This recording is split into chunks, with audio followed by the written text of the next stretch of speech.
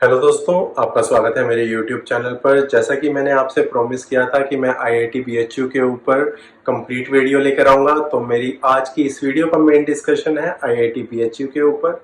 इस वीडियो को स्टार्ट करने से पहले मैं आपसे रिक्वेस्ट करना चाहूँगा कि प्लीज़ इस वीडियो को फॉरवर्ड करके मत देखिए।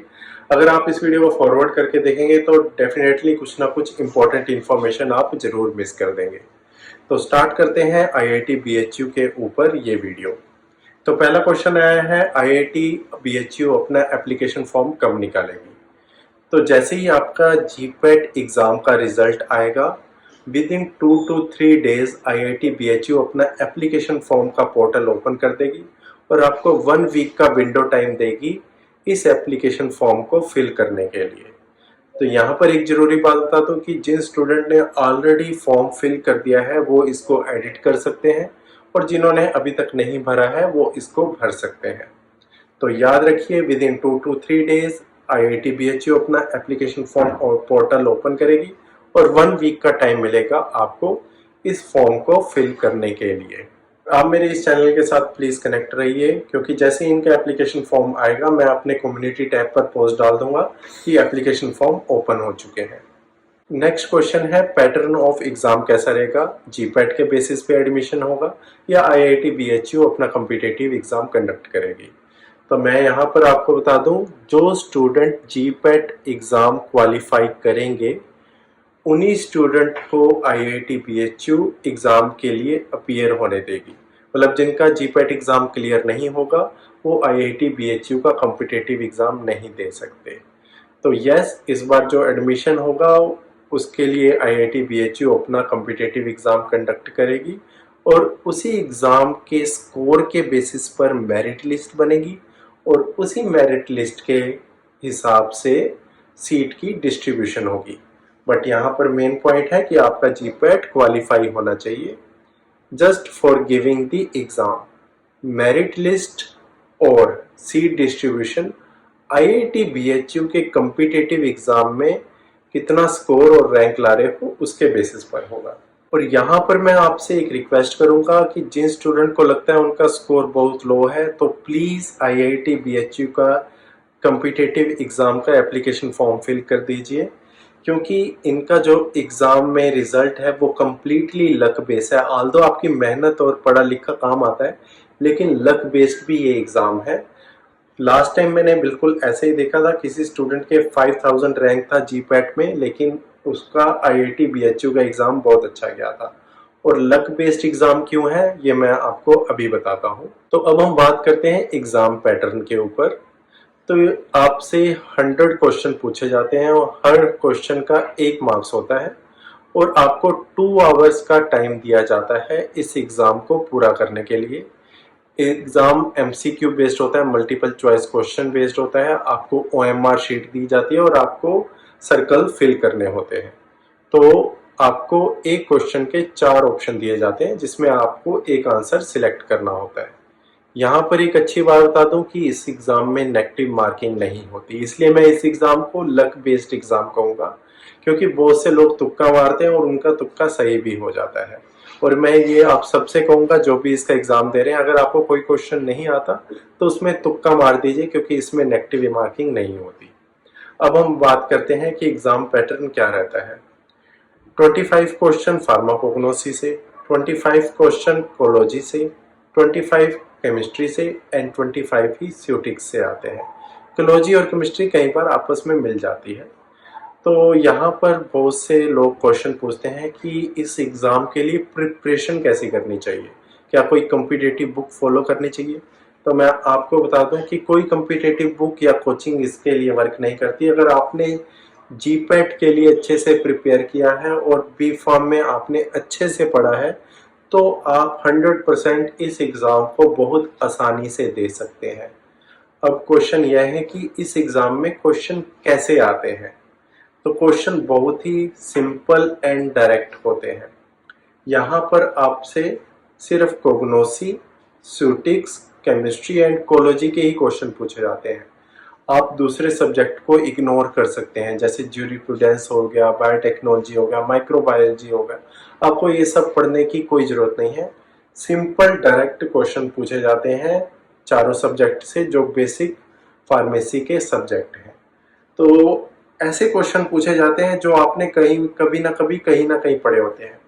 जैसे अगर मैं केमिस्ट्री के बात करूं तो आपसे पूछ लिया कि वुल्फ किशनर रिडक्शन में प्रोडक्ट क्या बनता है, आपसे पूछ लिया कि बेंजीन रिंग में कितने पाई बॉन्ड्स होते हैं, आपसे पूछ लिया कि आईआर में इस फंक्शनल ग्रुप की वैल्यू कहाँ पर आती है, आपसे पूछ लिया प्रोटॉन एनएमआर में इसकी कितनी पीक आएंगी। तो ये सब क्वेश्चन पूछे जाते हैं ऐसे केमिस्ट्री में। फार्माकोलॉजी और मेडिसिन केमिस्ट्री थोड़ा मिक्स रहता है, लाइक ये कंपाउंड किस क्लासिफिकेशंस में आता है, इस कंपाउंड का मैकेनिज्म ऑफ एक्शन क्या है। तो क्लासिफिकेशन और मैकेनिज्म ऑफ एक्शन अगर आपको पता है तो इजीली आप ये भी कर सकते हैं। स्यूटिक्स में आपका थोड़ा बहुत फार्मूलेशन का पूछ लेते हैं, या फिक्स ला के ऊपर पूछा था लास्ट टाइम, ये सब पूछ लेते हैं। और कोग्नोसी में आपसे यही पूछा जाता है कि ये एल्कलॉइड है या ग्लाइकोसाइड है, ये कंपाउंड किस प्लांट से मिलता है। और कुछ पिक्चर बेस्ड भी आपसे क्वेश्चन पूछे जाते हैं जो मैक्सिमम 2 या 3 होते हैं। तो बहुत ही सीधे सीधे डायरेक्ट क्वेश्चन होते हैं, कुछ घुमा फिरा के नहीं होते। अब बहुत सारे स्टूडेंट यहाँ पूछते हैं कि क्या आपके पास लास्ट ईयर का IIT BHU का कॉम्पिटिटिव एग्जाम का क्वेश्चन पेपर है। तो यस, उसका क्वेश्चन पेपर मैंने अपनी प्लेलिस्ट में डाला हुआ है और मैं आपको दिखा देता हूँ वो आपको कहाँ पर मिलेगा।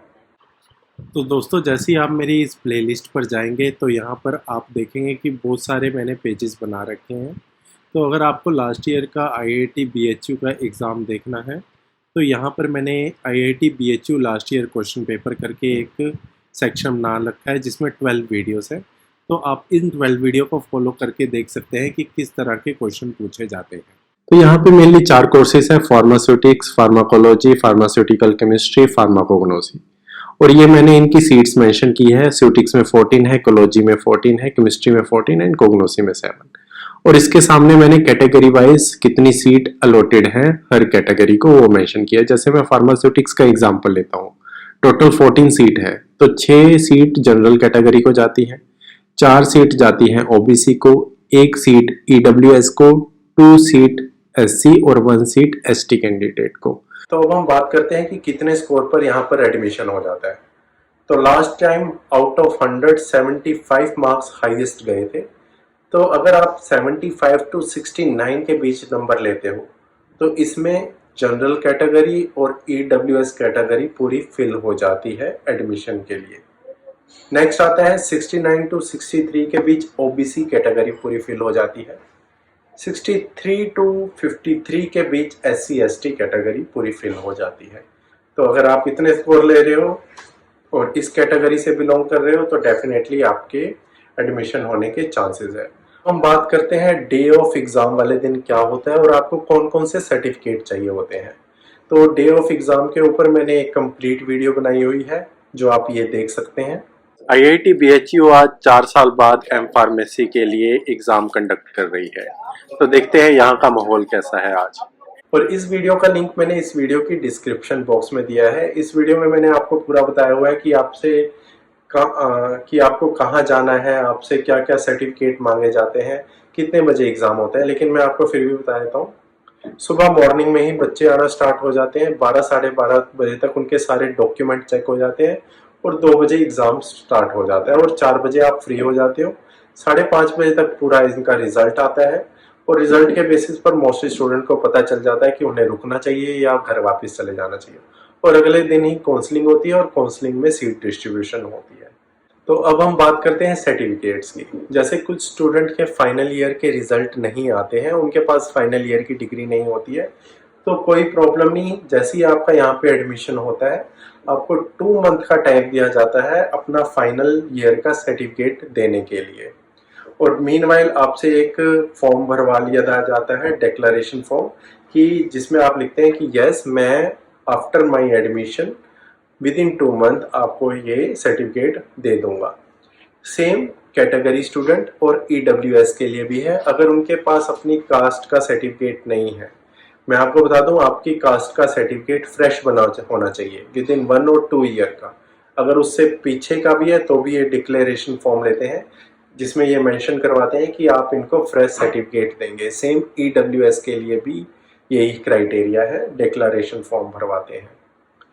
कास्ट के सर्टिफिकेट में मैं आपको बता दूं, कुछ जो कास्ट होती हैं स्टेट गवर्नमेंट उन कास्ट को शेड्यूल्ड कास्ट या शेड्यूल्ड ट्राइब का सर्टिफिकेट देती है, लेकिन स्टेट सर्टिफिकेट यहाँ नहीं चलते हैं, यहाँ पे सेंटर के सर्टिफिकेट चलते हैं।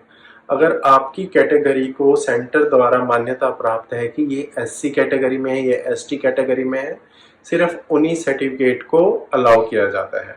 अगर आपके पास फ्रेश सर्टिफिकेट नहीं है तो आपसे ये लिखवा लेते हैं और आपको भी 2 महीने का टाइम देते हैं जिसमें आप ये सर्टिफिकेट प्रोवाइड कर सकते हैं। लेकिन मैं आपको यहाँ पर कहूँगा कि आप अपने सर्टिफिकेट प्लीज बनवा कर रख लीजिए, क्योंकि IIT BHU रिलैक्स है, वो अलाउ कर देती है 2-3 मंथ का टाइम, लेकिन नाइपर अलाउ नहीं करती। अगर आपके पास सर्टिफिकेट नहीं है, नाइपर सीधा रिजेक्ट करती है। अगर आपके पास फाइनल ईयर डिग्री नहीं है, नाइपर सीधा रिजेक्ट करती है। अगर आपके पास सेंटर का कास्ट सर्टिफिकेट नहीं है, नाइपर सीधा रिजेक्ट करती है, लेकिन IIT BHU अलाउ कर देती है। नेक्स्ट क्वेश्चन है फीस के ऊपर, तो देख लेते हैं यहाँ की फीस कितनी है। हम बात करते हैं इनके फीस स्ट्रक्चर की। तो इस पेज का लिंक भी मैंने इस वीडियो के डिस्क्रिप्शन बॉक्स में दिया है। तो जनरल, OBC और EWS के कैंडिडेट के लिए फीस है 29,965 रुपीज, और SC, ST और फिजिकल डिसेबल पीपल के लिए जो फीस है वो है 19,665। तो यहाँ पे इन्होंने 9,000 रिफंडेबल फीस भी लिखा है, जो कि at the time of admission आपने दिए होंगे। तो इस पेज को आप देख के चेक कर सकते हैं कि आपकी फीस कहाँ यूज हो रही है इस इंस्टीट्यूट में। इसमें मेस के चार्जेस अलग हैं, जो कि 4,000 रुपीज़ पर मंथ के आसपास पड़ता है। और आपको अगर एक हॉस्टल का खाना पसंद नहीं है तो आप दूसरे हॉस्टल का खाना खा सकते हैं, लेकिन आपका जो मंथली खर्चा आता है वो 4,000 रुपीज़ आता है, वो भी तीनों डाइट्स का। और यहाँ पर यह भी है कि अगर आप कोई डाइट्स नहीं खा रहे हैं तो उसके पैसे बिल्कुल भी नहीं लगते। तो आपका पूरा का पूरा कोर्स 1 लाख के अंदर अंदर ख़त्म हो जाता है। बहुत ही चीप फीस है यहाँ की। तो कुछ स्टूडेंट ने पूछा था हॉस्टल लाइफ कैसी है, तो इसके ऊपर मैंने ये वीडियो बनाई हुई है। ये है IIT BHU में लिम्बड़ी हॉस्टल, ये है बॉयज हॉस्टल। तो आप देख सकते हैं हॉस्टल भी पुराने डिजाइन का है, बहुत सारी ग्रीनरी है इसमें। और यहाँ पे जो बच्चे हैं वो हॉस्टल शेयर करते हैं, जैसे M.Pharm के 2 बच्चे एक कमरे में रहते हैं, तो यहाँ पे सभी बच्चे अपना हॉस्टल शेयर करते हैं। तो काफी बड़ा हॉस्टल है और ऐसे ऐसे 80 हॉस्टल है यहाँ पे। तो आप सोच सकते हैं कितना बड़ा इंस्टीट्यूट है। ये है गर्ल्स हॉस्टल के रूम की पिक्चर। आप देखें गर्ल्स हॉस्टल रूम बिल्कुल नया बना है, इसलिए यहाँ का मार्बल दीवारें सब अच्छी हैं, और ये भी शेयरिंग बेसिस पे चलता है। आप देख सकते हैं यहाँ पे 2 बेड लगे हुए हैं। अगर खाने की बात करें तो आपको यहाँ पे वैरायटी ऑफ खाना मिलता है। आपको south Indian, north Indian, Maharashtrian खाना, सब तरह का खाना मिलता है। अगर आप वेज खाना चाहते हो वेज भी मिलेगा, अगर आपको नॉन वेज खाना है नॉन वेज भी मिलेगा। यहाँ पे सात्विक वो भी है, क्या कहते हैं, मेस भी चलती हैं।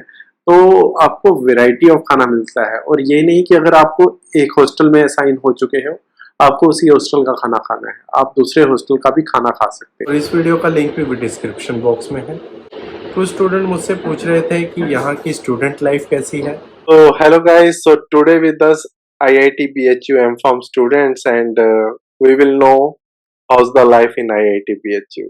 तो पहले मैं स्टार्ट करता हूँ दीक्षा से, और इस वीडियो का लिंक भी मैंने डिस्क्रिप्शन बॉक्स में दिया है। और कुछ स्टूडेंट पूछ रहे थे कि डिपार्टमेंट कैसा दिखता है। आज मैं आपको लेके जाऊंगा department of pharmaceutical engineering and technology, जो कि IIT BHU में है, उसके टूर पर, और आपको दिखाऊंगा इस डिपार्टमेंट में क्या क्या है। तो डिपार्टमेंट की इस वीडियो का लिंक भी मैंने डिस्क्रिप्शन बॉक्स में दिया है। अब मैं आपको यहाँ का एकेडमिक कैलेंडर दिखा देता हूँ। डिपार्टमेंट का इस सेमेस्टर का एकेडमिक कैलेंडर तो आप देख सकते हैं 14 जुलाई तक सभी रजिस्ट्रेशन हो जाती हैं, और 21 जुलाई तक ऑल फिज़िकल रजिस्ट्रेशन यहाँ फिनिश हो जाती है। उसके बाद क्लासेस वगैरह शुरू हो जाती हैं, और मिड टर्म एग्ज़ामिनेशन हो जाते हैं यहाँ पे सितंबर को, और क्लासेस एंड हो जाती हैं फाइनली एक सेमेस्टर की नवंबर में। उसके बाद एंड टर्म एग्ज़ामिनेशन हो जाते हैं। उसके बाद बच्चों की हॉलीडेज़ पड़ जाती हैं। फिर उसके ये विंटर ब्रेक आप यहाँ पे देख सकते हैं। ऐसे ही जनवरी से मई तक एक सेमेस्टर चलता है, और उसके बाद बच्चों की फिर छुट्टियाँ होती हैं जून और जुलाई तक। ये छुट्टियाँ IIT BHU देता है। आपको नाइपर में ये छुट्टियाँ देखने को नहीं मिलेगी M.Pharm स्टूडेंट्स की। वहाँ जैसे ही उनका सेशन ख़त्म होता है उनको रिसर्च पे लगा दिया जाता है। तो ये उन स्टूडेंट के लिए बेनिफिट है जो जिनका घर बहुत दूर दूर होता है। तो फाइनली 1 ईयर के बाद अपने घर जाकर एंजॉय करते हैं और फिर आकर यहाँ पर रिसर्च वर्क शुरू कर देते हैं। और IIT BHU के प्लेसमेंट के ऊपर मैं काफ़ी वीडियो बना चुका हूँ, अगर आपको वो वीडियो देखनी है तो उसका लिंक भी मैंने वीडियो की डिस्क्रिप्शन बॉक्स में दिया है। तो दोस्तों ये थी मेरी आज की वीडियो। अगर आपको इसके रिगार्डिंग और क्वेश्चन है तो ज़रूर कमेंट सेक्शन में पूछ सकते हैं। So thank you for watching this video. और ये जो अब डिपार्टमेंट गया है ये है डिपार्टमेंट ऑफ फिजिक्स और इसके बिल्कुल सामने ही है। तो इससे आगे बढ़ता है department of pharmaceutical engineering and technology. यहीं पर अभी कुछ ही दिनों में काउंसलिंग और एग्जामिनेशन होने वाले हैं एम फार्मेसी स्टूडेंट के। तो काफ़ी बड़ा डिपार्टमेंट है department of pharmaceutical engineering and technology.